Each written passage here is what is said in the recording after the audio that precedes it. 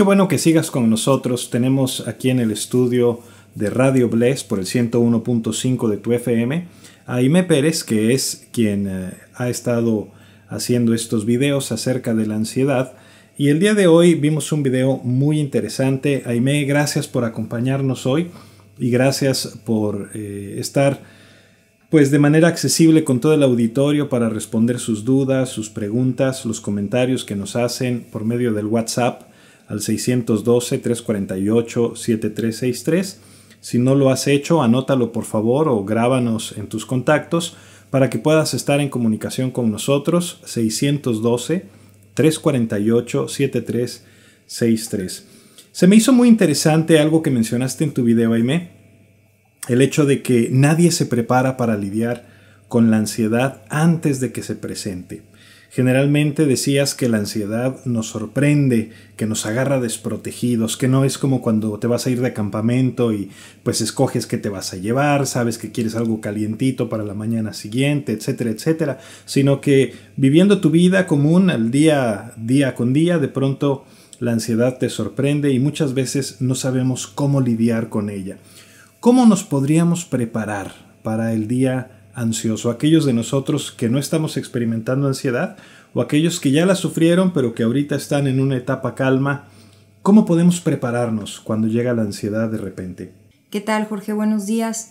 Un saludo a todos ustedes. Y bueno, contestando a tu pregunta, Jorge, yo creo que conociendo a Dios, sabiendo quién es Dios y qué dice su palabra acerca de la ansiedad, eso nos puede ayudar muchísimo, mucho para poder enfrentarla cuando ésta se presente, porque ya sea que lo estemos enfrentando ahorita en este momento, en la actualidad o en un futuro, o inclusive en un pasado, pues todos vamos a tener alguna experiencia con el miedo, con la ansiedad, porque somos humanos. Entonces, conocer quién es Dios, qué dice su palabra y tener de antemano algunos versículos bíblicos que nos refuercen, la verdad de lo que dice Dios, siempre nos va a ayudar para poder prepararnos y para poder enfrentar el día de la ansiedad. Sería entonces más o menos como los soldados. Digo, las guerras también llegan de repente, pero ellos no aprenden a ser soldados o a disparar el día que llega la guerra, sino que se están preparando de antemano, están ejercitándose, están preparándose para que cuando la guerra les sorprenda puedan llegar y enfrentarla de una buena manera. Asimismo, prepararnos conociendo a Dios, conociendo su palabra y ejercitándonos, ¿verdad? Ándale, exactamente, muy buen ejemplo, sí, así. Fíjate que una de las cosas que también estaba escuchando en tu video fueron los datos que dabas acerca de la ansiedad y cómo ha crecido el índice de personas con ansiedad en los últimos años, más aún especialmente con este tema de la pandemia del COVID-19. ¿Crees tú que cada vez hay más personas luchando con la ansiedad, Aimé? Si es así, ¿a qué crees que se deba? ¿Y cómo podemos tratar de evitarle este tipo de aflicciones a nuestros hijos o a la próxima generación? Porque si está aumentando y va en aumento cada generación, pues tenemos que hacer algo al respecto, ¿no? Sí, Jorge, y mira, no, realmente no es lo que yo pienso, sino son los datos que tenemos, ¿no? Ahora sí que la ansiedad cada vez está más y más y más fuerte y cada vez inclusive les pega a gente de menor edad, ¿no? Jovencitos, niños, de todo tipo. ¿Por qué? Pues porque hemos sacado los estándares de Dios de la vida y el ser humano cada vez está viviendo más y más en desenfreno, ajenos de la vida de Dios, y pues esto se va a hacer presente. Y cuando vienen los detonantes fuertes, como precisamente lo comentas, lo de la pandemia del COVID-19, pues se hace mucho más claro que el nivel de ansiedad sube en la sociedad, porque muchas de las cosas que las personas hacíamos para reducir el estrés, pues ya no podemos hacerlas, como ir al gimnasio. Digo, no que yo vaya al gimnasio ni que haya ido, pero sé que mucha gente eso utiliza para bajar su nivel de estrés y ahorita ya no pueden hacerlo. O salir con los amigos, ir a dar una vuelta, ir al cine para relajarse, y todo eso se los están quitando. Entonces, pues lógicamente eso les empieza a generar más ansiedad, más estrés. Y bueno, pues también estar expuestos a la realidad de la muerte y a la enfermedad mucho más seguido, como lo estamos viendo pues ahorita, claro. Precisamente, y nuestro modo de vida pues ha cambiado completamente en muchos sentidos. Entonces es pues lógicamente algo esperado, ¿verdad? Que la ansiedad crezca. Y respecto a tu pregunta de cómo sería la mejor manera de preparar a nuestros hijos, yo pienso que es modelándoles nuestra dependencia y obediencia a Dios. Porque nosotros no vamos a poder evitar que ellos tengan miedo, angustia, así como no podemos evitar que vayan a experimentar tristeza, frustración, enojo. Pues todo esto es algo muy humano y muy normal. Y lo que mejor podemos darles es enseñarles quién es Dios y cómo podemos depender y confiar en Él.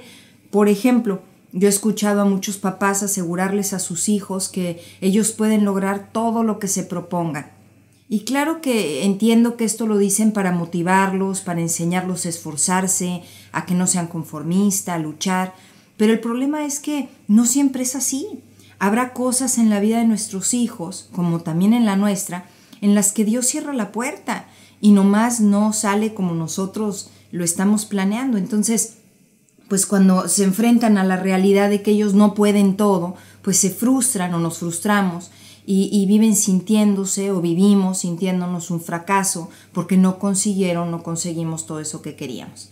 Entonces, más bien tenemos que enseñarles que uno siempre debe de esforzarse, claro, de luchar, de hacer todo lo que nos toca, pero la última palabra la va a tener Dios, no nuestras habilidades. O sea, enseñarles que es Dios quien da la victoria. Como precisamente dice Proverbios 21:31, el caballo se alista para el día de batalla, mas Jehová es el que da la victoria.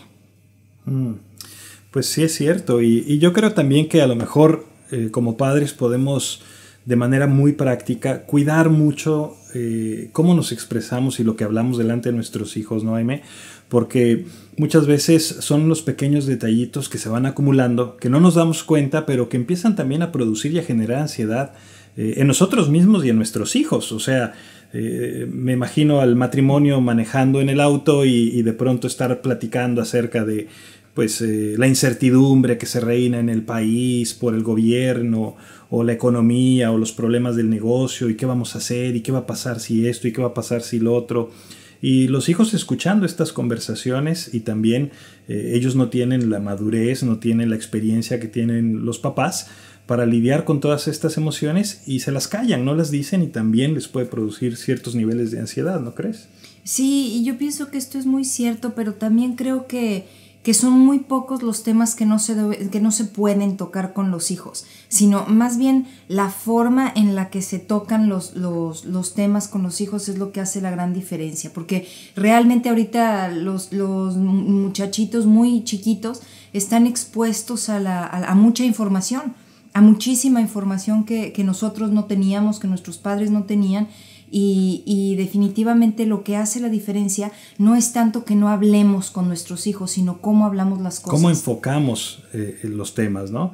Oye, qué difícil está la situación, sí, pero acuérdate, y empezar también a reafirmar las promesas que tenemos en Dios. Exacto. Para enfrentar cada una de estas circunstancias. Esto me lleva a otra pregunta, algo que tú mencionabas, hablabas un poquito también acerca de la psicología. Y de alguna manera tenemos esa tendencia cuando algo está mal o cuando alguno de nuestros familiares está mal de querer correr al psicólogo, alguien conoce a un psicólogo o híjole, no estoy tan mal como para ir al psicólogo todavía. Y jugamos mucho con este tipo de cosas, pero me llama la atención que algunas personas ven la psicología como algo del diablo y otras personas dicen, no, nada que ver. Y algunos psicólogos ven la religión como, la religión es una tontería, es una excusa de los hombres que se quieren alejar de sus problemas y de su realidad. Pero hay otros psicólogos que no lo ven así, que creen en Dios. Entonces, ¿qué hacemos con esto? ¿Quién tiene la razón? Fíjate qué bien lo acabas de poner, porque una de las cosas que comúnmente se escuchan y lo pensamos es que la psicología es una cosa y Dios es otra. O sea, como que no tienen nada que ver. Tengo un problema psicológico, entonces tengo que ir con el psicólogo. No es, o sea, Dios no entra en ese espectro, ¿no? Y el problema es que hay como dos extremos, como bien lo estás comentando. Por un lado están los ateos que niegan la existencia de Dios, cualquier religión, cristiana, católica, el islam, budista, lo que sea, ¿no? Sí, el ateo que no cree en nada y solo confía en la ciencia y por ende se basa en la ciencia psicológica, que es la psicología, como fuente de conocimiento del ser humano. Pero por otro lado están los cristianos fundamentalistas, aquí también entra el católico fundamentalista, que asegura que solamente se debe afirmar lo que dice la Biblia y todo el conocimiento secular, todo es una herejía. Pero yo creo que es bien importante para poder entender todo esto, Jorge, que platiquemos un poquito acerca de la historia, porque eso nos va a arrojar mucha luz. Fíjate, antes de Cristo, la filosofía era la manera de comprender al ser humano. Es más, filósofos como Aristóteles y Platón fueron los que inspiraron a los grandes pensadores y teólogos de los primeros 14 siglos después de Cristo. Sí, grandes teólogos como Agustín y Tomás de Aquino escribieron sobre los apetitos de la carne, los hábitos, la voluntad, las emociones, el intelecto humano. De hecho, exactamente todos estos son temas, psicológicos. Agustín escribió un libro titulado La ciudad de Dios, y en él contrasta y habla de las diferencias entre los cristianos y los paganos. Obviamente también la psicología, ¿no?, que hay detrás de todo esto. Y el trabajo de ayudar a sanar el alma era trabajo que hacían los clérigos y los teólogos, pero ya como en 1800 empiezan a hacer la ciencia y con ella la psicología. Y entonces, por un lado, estaba este nuevo método para comprender a las personas, la psicología, que utilizaba el método científico, y por el otro lado estaban los religiosos fundamentalistas que aseguraban que la ciencia pues era del diablo. Entonces, ¿cómo es que se da esa división, Aimee, entre la psicología y la iglesia? ¿Nos puedes explicar un poquito acerca de eso? Sí, bueno, una historia que lo ejemplifica muy bien es la historia de Galileo Galilei.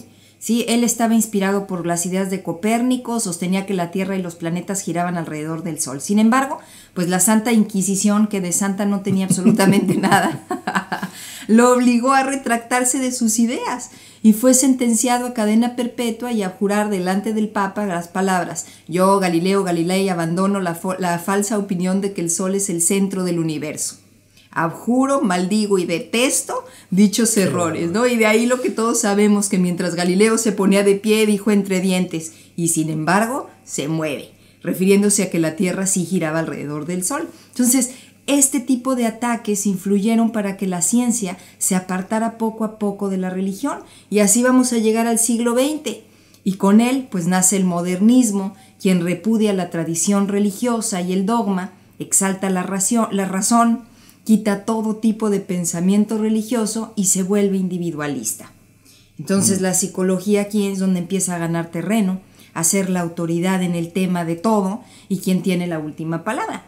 La Biblia se descarta y hasta se ridiculiza, es más, se le rebaja a hacer meras historietas inverosímiles, ¿no? Como lo dijo Freud, y escuchen sus palabras, dice: la religión es comparable con la neurosis infantil. Wow. Luego dice: Dios es un invento imaginario que el hombre pretende que sea su padre. Entonces, pues no solo atacaron la religión, sino que aparte de todo se convirtió en un fenómeno social enemigo de la ciencia y por ende de la psicología, como también lo expresó Karl Marx, y que tú haces mucho alusión a lo que dijo, ¿no? De que se buscó su abolición de la religión porque era el opio del pueblo. Y así fue que fue pasando el tiempo hasta que llegó un punto en el que, pues si no puedes contra el enemigo, únetele. Y los religiosos, hablo de sacerdotes y pastores cristianos, pues comenzaron a integrar la psicología en sus consejerías, utilizando el psicoanálisis para poder ayudar a las personas. Y es que como que las cosas nuevas nos llaman la atención, ¿no? O sea, durante tantos años, durante tantos siglos, la iglesia era la fuerza que empujaba el movimiento en la sociedad. Las personas, la clase obrera, pues tenía que trabajar las tierras y todo esto. Y si querías alguna educación, pues tenías que ir a la iglesia porque era el único lugar donde podías obtener alguna educación. De pronto sale alguien con algo nuevo y dice: no, todo esto está mal, Dios no existe, esto es el opio del pueblo, esto es puro cuento. Y bueno, me imagino que ahorita Freud y Marx y todos ellos ya fueron enfrentados con la realidad de Dios, ¿verdad? Pero veo que a raíz de todo esto que nos estás platicando, Aimee, hablamos, por ejemplo, de consejería bíblica y hablamos, por ejemplo, de psicología o de psicología cristiana o de psicología secular.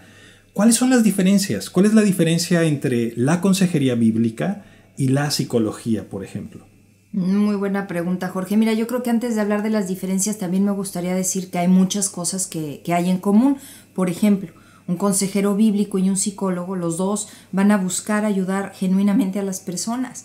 Hacen preguntas, ven los gestos y movimientos corporales, van a tratar de comprender aquello que la persona no dice porque no quiere o porque ni siquiera lo tiene consciente.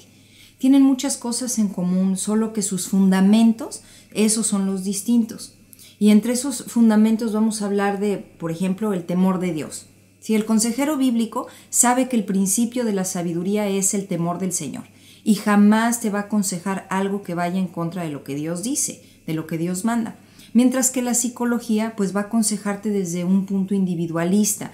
Por ejemplo, lo que decía en el video, ¿verdad? Si ya no quieres seguir casado, pues divórciate porque no mereces estar con alguien tóxico. Como lucha por lo que tú quieres, por lo que tú mereces, ¿no? Independientemente de si es bueno o es malo. Ajá, o bueno para quién y malo para quién, o sea, todo es relativo. Uh-huh. ¿Es bueno para mí o bueno para el de enfrente o bueno para el psicólogo o bueno para quién? Claro. Sí, entonces esa es una de las diferencias pues más grandes, que Dios tiene una verdad absoluta, o sea, para Él está mal una cosa y está mal desde que creó al hombre hasta que nos encontremos en su presencia, uh-huh. Siempre está, Él no cambia.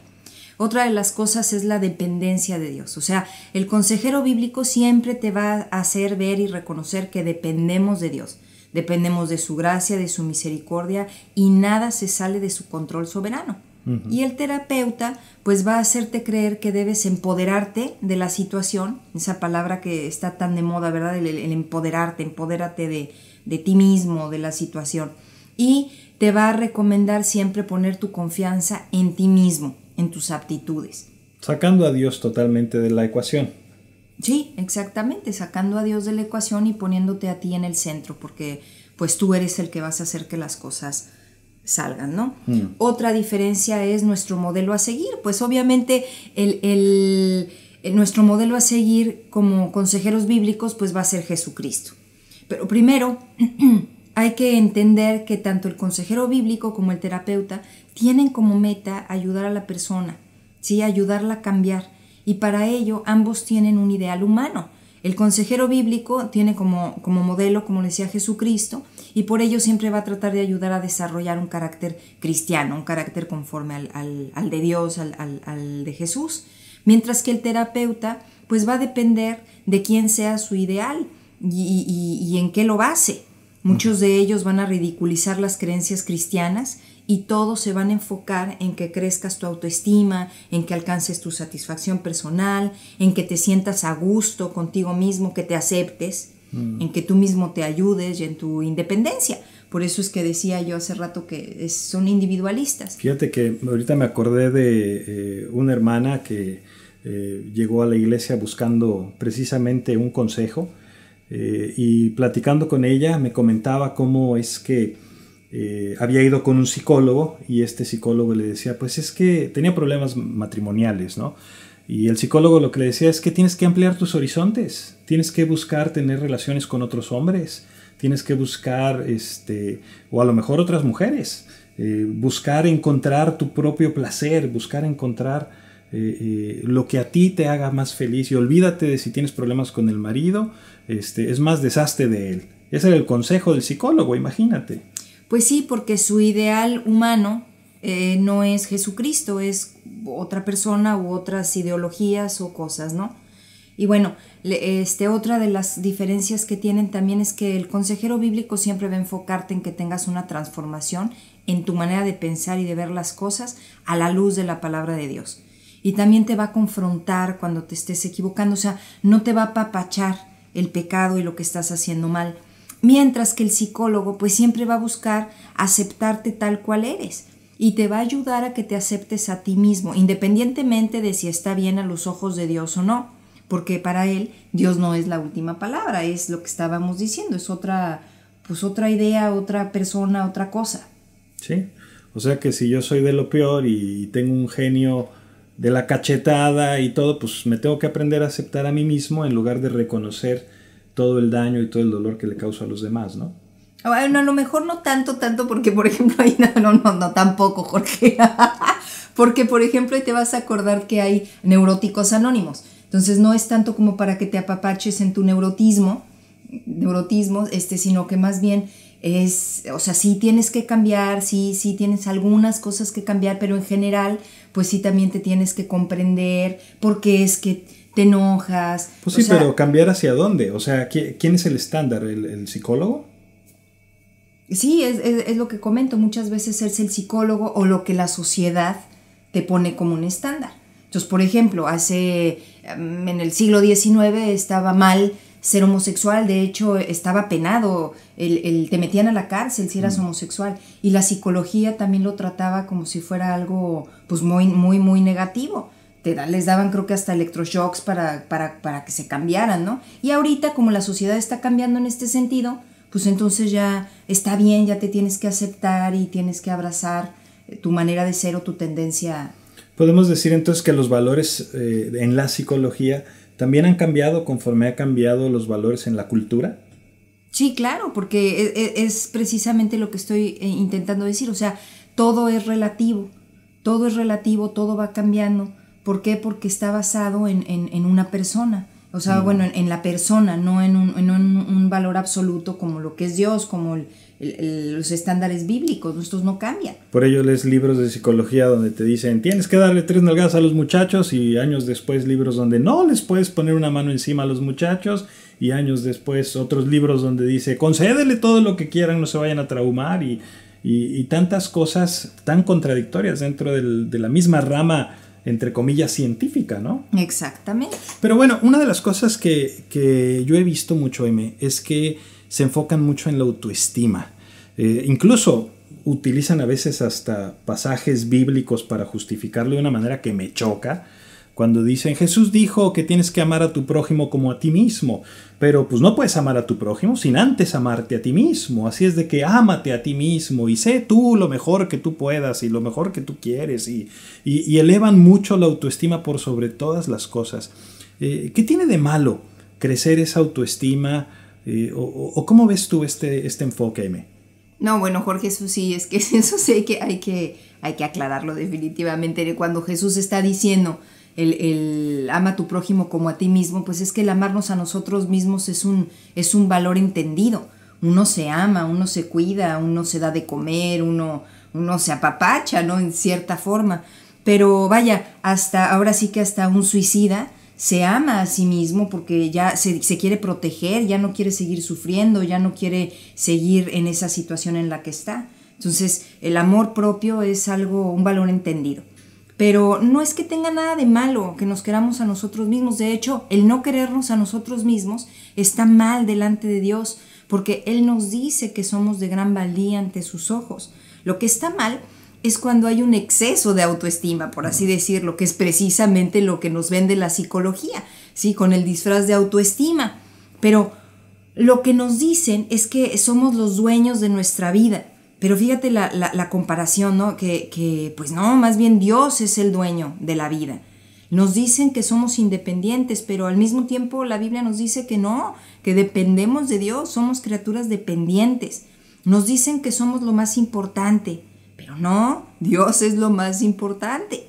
Nos dicen que si nos lo proponemos podemos alcanzar, bueno, todas las cosas, hasta el cielo. Uh-huh. Pero la verdad es que no, o sea, dice la palabra de Dios que ni una hoja se mueve sin que Dios no lo permita. Entonces, definitivamente el concepto de la autoestima está muy, muy, muy tergiversado en la psicología.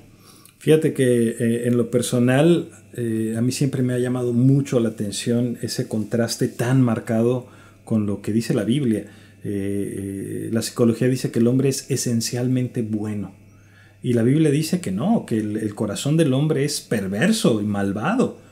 Dice engañoso y malvado es el corazón del hombre, y que siempre tendemos al mal, mientras que en la psicología te dice no, el hombre es bueno, esencialmente bueno. Es su entorno el que lo ha cambiado, es su entorno el que lo obliga a hacer otro tipo de cosas, y siempre quitan el enfoque de verdaderamente ¿dónde está el problema de las cosas, no? Y precisamente eso es algo en lo que difiere, Jorge, porque todo el enfoque, toda la ayuda, todo lo que la psicología quiere hacer por el hombre, parte del hecho en el que piensa que el hombre es completamente bueno. esencialmente bueno. Y el enfoque bíblico pues es no, o sea, estamos corrompidos, nuestro corazón siempre se va a ir para el lado pecaminoso, siempre vamos a querer esa parte. Entonces pues difiere mucho la manera en la que puede ayudar la psicología o la consejería bíblica, porque parten de un fundamento totalmente distinto.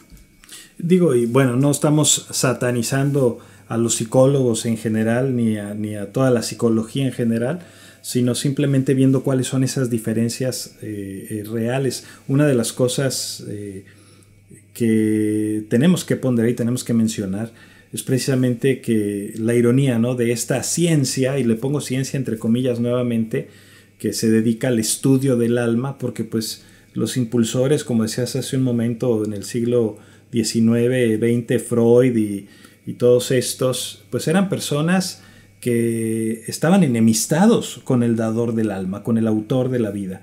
Entonces, cuando ellos son quienes han impulsado principalmente la psicología, ¿qué tanta confianza deberíamos de tener verdaderamente en la psicología?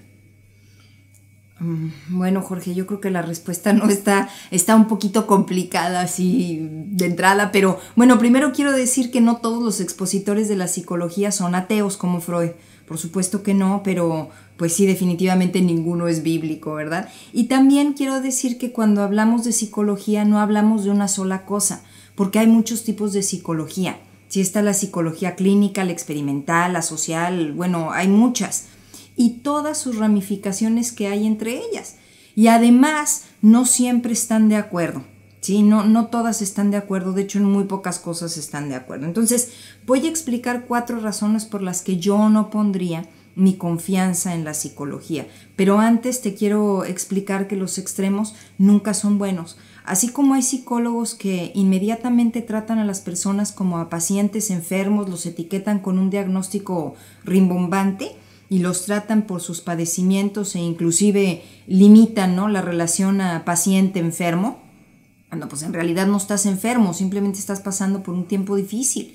Pero bueno, entonces así como hay psicólogos así, también está el otro extremo en los consejeros bíblicos o cristianos, o la psicología cristiana, que ni siquiera van a utilizar los términos psicológicos porque están peleados con la psicología y todo lo que tenga que aportar, ¿no?, en todos los sentidos. Sin embargo, yo creo que la psicología nos puede arrojar muchísima luz para poder comprender lo que estamos viviendo o lo que está viviendo una persona y para poderla ayudar bíblicamente. Por ejemplo, si yo te empiezo a describir a ti, a una persona, ¿sí?, que está con ciertos síntomas, yo te puedo decir, fíjate, Jorge, hay un hombre que está discutiendo, tiene la cara roja, está gritando, el corazón le late cada vez más rápido.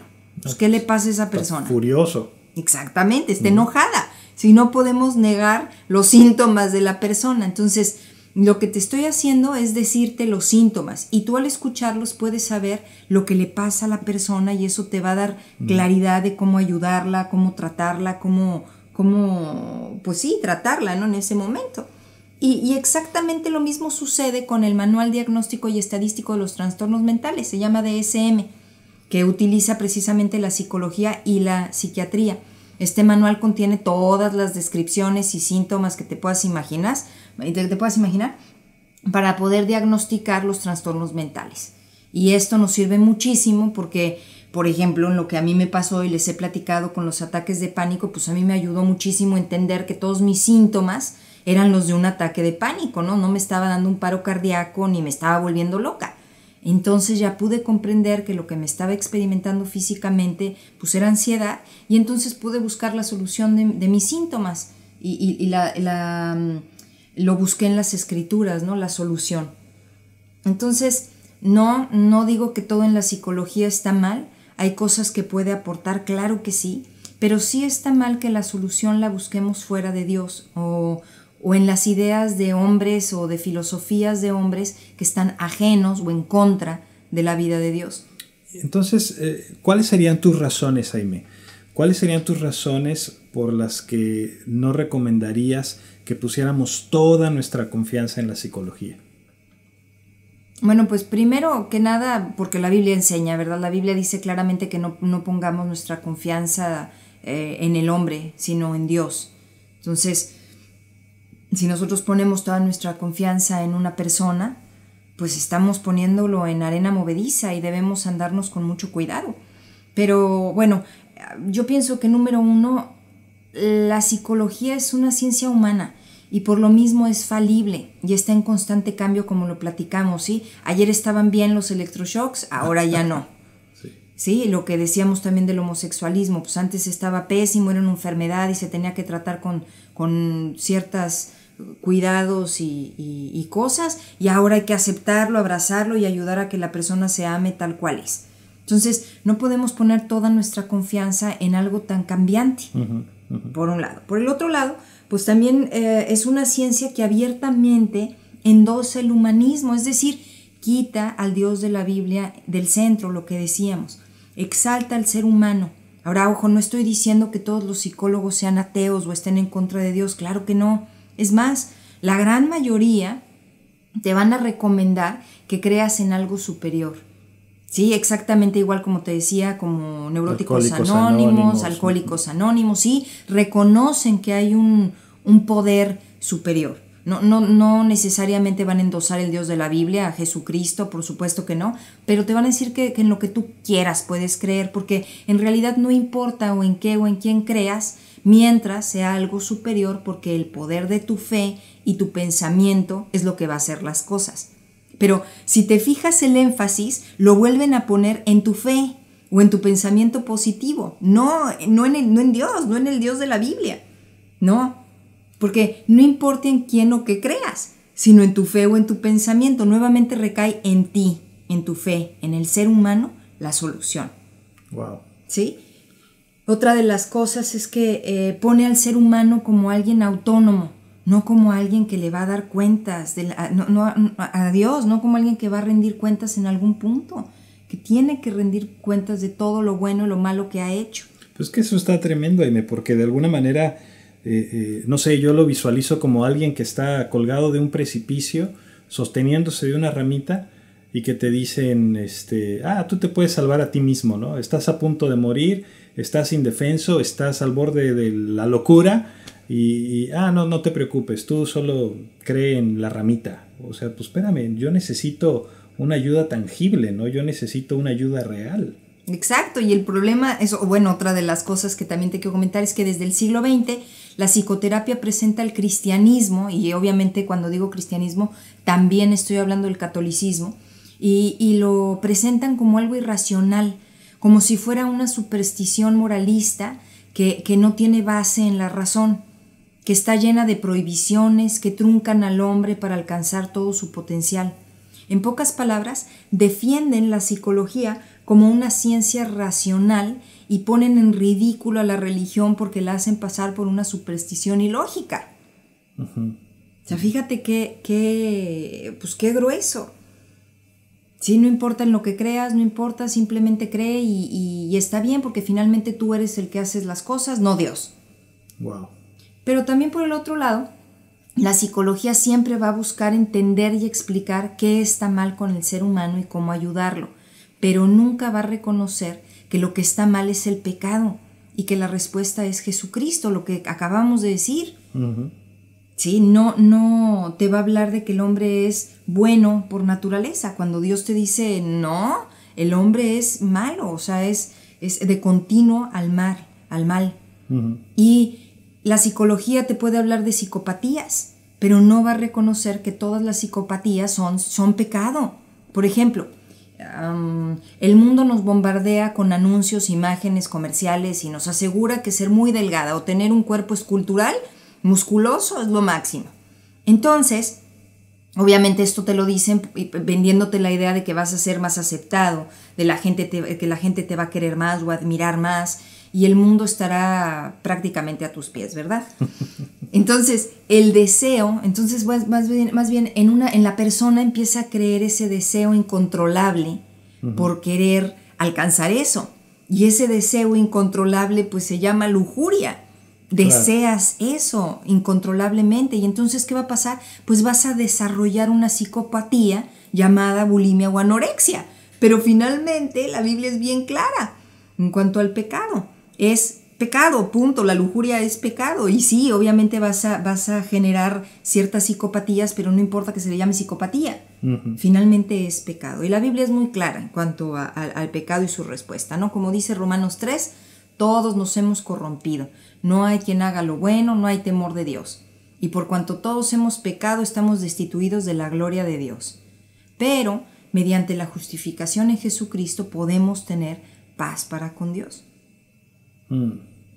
Fíjate qué tremendo, ¿eh?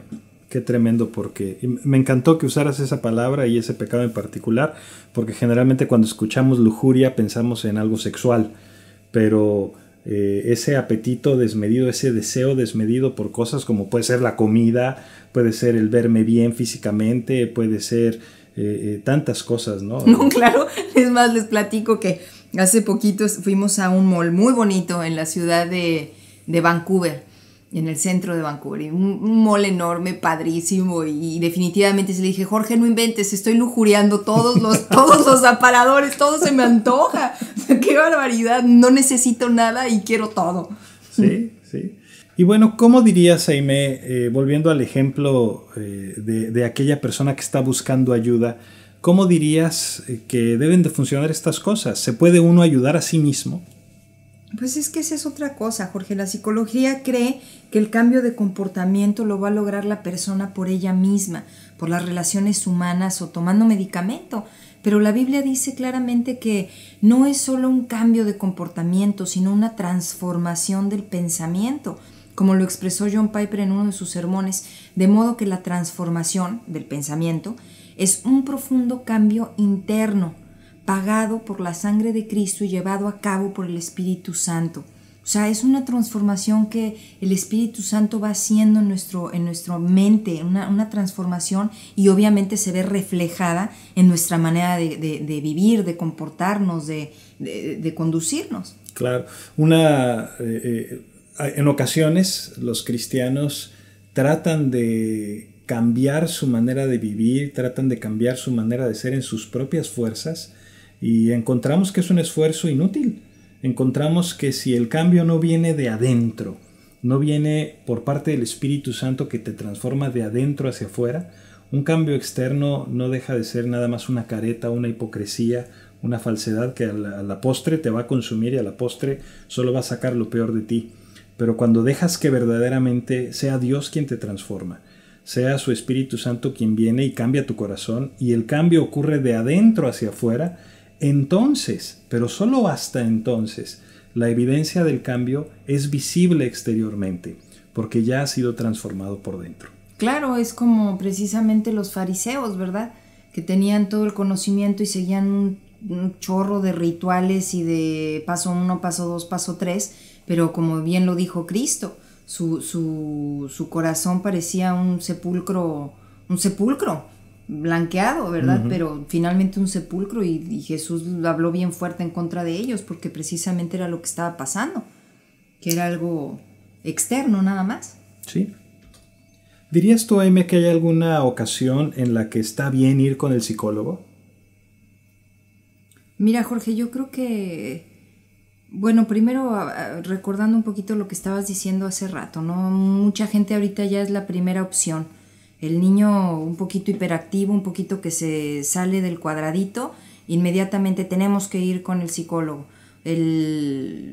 Todo, ahorita a lo mejor no tanto en los países de Latinoamérica, aunque sí se está dando cada vez más y más, pero en Estados Unidos, Canadá, Europa está plagado de psicología por todos lados y por cualquier cosa te mandan al psicólogo. Yo pienso que muchas veces no es necesario, definitivamente no.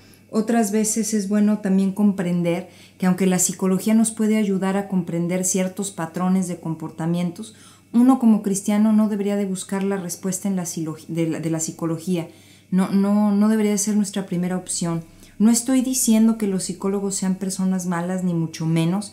Son personas que quieren ayudar, que tienen buen corazón, que están preocupados por las personas, pero la respuesta a todas las áreas de la vida la tiene Dios. Por eso me van a escuchar insistir y insistir en que busquen un consejero bíblico que los apunte a la verdad de Dios, no por lo que el consejero bíblico tenga que decirles de su experiencia o de lo que él piensa o de lo que a él le ha funcionado o no, sino apuntarte a lo que Dios dice. Esa es la diferencia. Un consejero cristiano, pues también antes de ser consejero, es un hermano en Cristo y tiene como meta amar a su prójimo como a sí mismo y ayudarlo a caminar en santidad. Lo que es más, Jorge, también él está ocupado y preocupado en crecer en santidad y en obediencia al Señor. Y esto siempre va a ser pues mucho mejor que confiar en una persona que no le da el valor fundamental a Dios, el valor que Dios tiene, o que confía mucho más en sus ideas y se apoya en su propia prudencia, y que además trata a la persona como un paciente enfermo, es decir, no existe ese involucramiento personal. Yo les aconsejo mucho más que hablen con un consejero bíblico, con el pastor, con alguien que los enfoque, antes de pensar en ir a un psicólogo. Es que se nos olvida que como cristianos somos una familia, somos parte de la familia de Dios, y como familia debemos verdaderamente preocuparnos los unos por los otros, reprendernos los unos a los otros, exhortarnos los unos a los otros y caminar juntos en este camino, enfrentando los retos juntos, de la mano de Dios y siguiendo todo el consejo de Dios en su palabra. Esto es interesantísimo. Sí, y lo que decíamos hace ratito, lo que pasa es que como que se ha pensado que Dios no tiene nada que ver con los problemas psicológicos que podamos estar experimentando, cuando pues en realidad tiene todo que ver, porque todos los problemas psicológicos tienen mucho que ver con el pecado. Entonces, pues cómo no, Dios tiene todo que ver con eso y la solución está ahí. Me encantó cuando hablabas de Elías y que Dios no lo diagnostica con un trastorno depresivo y todo esto. Pero bueno, ahorita te voy a preguntar de eso, porque tengo una pregunta aquí de Gloria Castellanos. Ella comenta que ha estado tomando medicamentos para la depresión, pero que le llamó mucho la atención en tu video cuando dijiste que tú no recomendabas esto porque causaba incluso más ansiedad. ¿Qué es lo que le puedes decir a Gloria, Aimé? Mira, Gloria, yo diría que no siempre están mal los medicamentos, pero bueno, mira, para explicarte un poquito te voy a hablar de mi experiencia personal. Sí, yo nunca quise tomarlos porque sabía algunos de los efectos secundarios que definitivamente no son favorables, que causan dependencia y que en lo que le dan a la dosis específica a que necesitas, pues te vas a sentir muy mal e incluso hasta peor. Y pensar en sentirme peor, pues definitivamente eso me apanicó y no quise ni siquiera tomarlos ni pensar en eso. Ahora, por otro lado, ningún psiquiatra serio lo va a recetar como primera opción. ¿Por qué? Porque tampoco la misma psiquiatría sabe a ciencia cierta cómo es que funcionan los medicamentos. Es decir, no hay una dosis específica para X padecimiento, y lo que es más, siempre te van a recomendar no tomarlos de por vida y acompañarlos del tratamiento, ¿sí? Con la terapia conductual, ya sea en grupo o individual, porque ellos mismos saben que el medicamento no es la solución definitiva, ¿sí? Ahora, no, tampoco esto quiere decir que los tienes que dejar de tomar inmediatamente y ya, por supuesto que no, como se los he dicho, a veces los medicamentos nos ayudan para poder volver a la normalidad, y dejar de tomarlos pues siempre es muy peligroso, dejar de tomarlos nomás porque sí, sin un chequeo del médico, ¿verdad?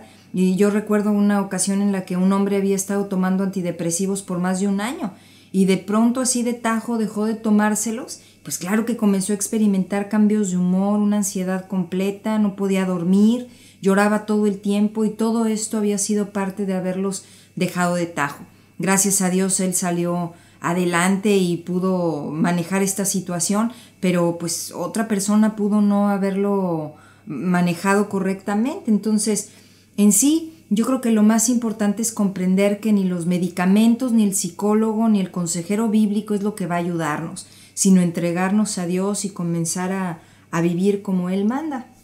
Gracias, Aimé. Te decía un poquito antes de leer la pregunta de Gloria, y espero que haya quedado respondida tu pregunta, Gloria. Si no, envíanos otro mensajito.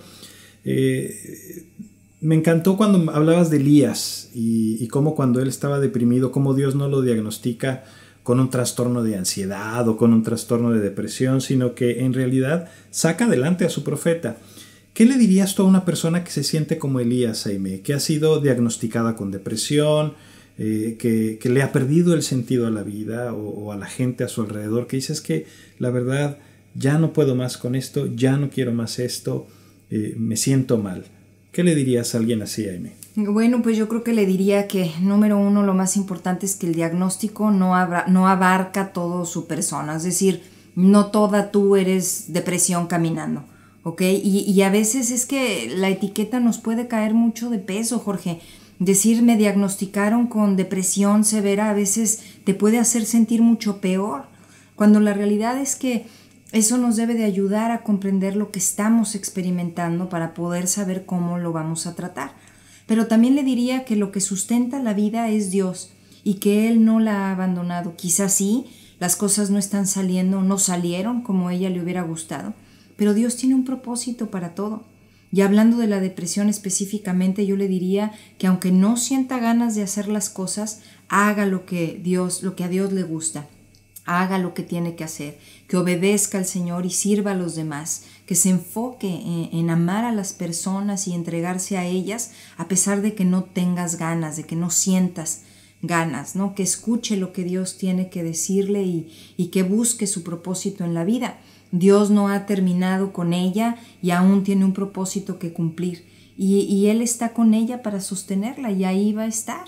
Entonces, dejar de vivir por los sentimientos, sino por lo que tienes que hacer. Gracias, Jaime. Se nos está terminando el tiempo, pero no quiero despedirnos sin antes tocar algo importantísimo también. Muchas veces veo que tenemos esa tendencia a probar muchas cosas antes de Dios. Hay gente que dice, pues sabes qué, yo no quiero sentirme como me siento, me voy a echar una copita. O sabes qué, a mí me funciona más echarme un churro de marihuana o drogarme de tal manera, o me funciona más perderme en las fiestas, en el alcohol, en los vicios, en el juego, qué sé yo. Y solo hasta que verdaderamente tocamos fondo, vamos a Dios. ¿Qué le dirías tú a una persona que está a la mitad? Que dice, ¿sabes qué? Yo ya probé a Dios y no me funcionó. Fui a una iglesia y pues eran una bola de gritones, o eran una bola de estirados, o eran una bola de santurrones, y a mí la verdad Dios no me funcionó. Entonces, pues ahora sí no tengo ni para dónde hacerme.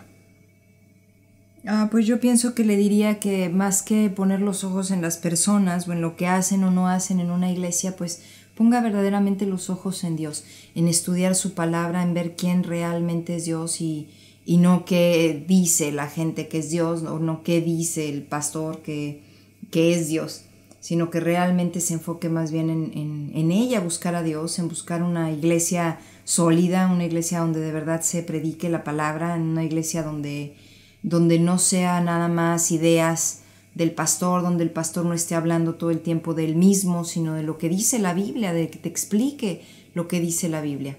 Yo pienso que eso le diría, no hay manera de que Dios no funcione. O sea, Dios es Dios, Dios funciona porque funciona. Entonces, más bien, tenemos que hacer otro approach, otra manera de acercarnos a Él, porque la manera en la que lo estamos haciendo, pues no está siendo la correcta. Pero no es que Dios no funcione, sino que uno está haciéndolo de diferente forma. Claro, pues muchísimas gracias, Jaime, por este tiempo, por tantas respuestas, y especialmente gracias por bendecirnos a todos nosotros con estos videos, con este tema tan importante.